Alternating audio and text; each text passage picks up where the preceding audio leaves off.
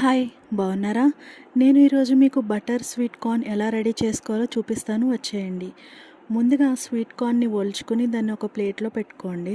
తర్వాత gas on చేసుకుని ఒక గిన్నె పెట్టుకుని ఆ గిన్నెలో వాటర్ పోసుకోండి.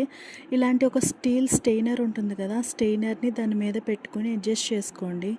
చేసుకున్న తర్వాత మనం ఆల్రెడీ ఒలుచుకుని ప్లేట్లో పెట్టుకున్న మనం ఆల్రెడీ ఒలిచిపోయేట్లో పెట్టుకున్న స్వీట్ కార్న్ని దాంట్లో వేసేసుకుని దానిపైన మూత పెట్టుకుని ఒక 5 మినిట్స్ మనం స్టీమ్లో ఉడకనివ్వాలి. దీన్నే డబుల్ బాయిలింగ్ ప్రాసెస్ అని కూడా అంటాం మనం. ఇలా ఒక 5 మినిట్స్ వదిలేస్తే కనుక మనకి స్వీట్ కార్న్ అనేది బాగా ఉడికిపోతుంది అనమాట. తర్వాత 5 మినిట్స్ అయిపోయిన తర్వాత నేను మూత ఓపెన్ చేసి చూస్తే స్వీట్ కార్న్ అనేది ఉడికిపోయింది.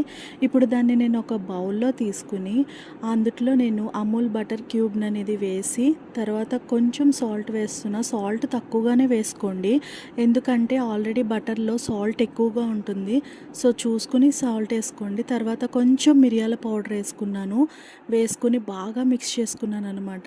మిక్స్ చేసుకుని టేస్ట్ చేశాను, చాలా బాగుంది. ఇంకేంటి, ఇంతే మరి రెసిపీ. చాలా సింపుల్ రెసిపీ. మూవీకి వెళ్ళినప్పుడు ఇంటర్వెల్లో కొనుక్కునే బటర్ స్వీట్ కార్న్ని మన ఇంట్లోనే ఈజీగా ఇలా రెడీ చేసుకోవచ్చు అన్నమాట.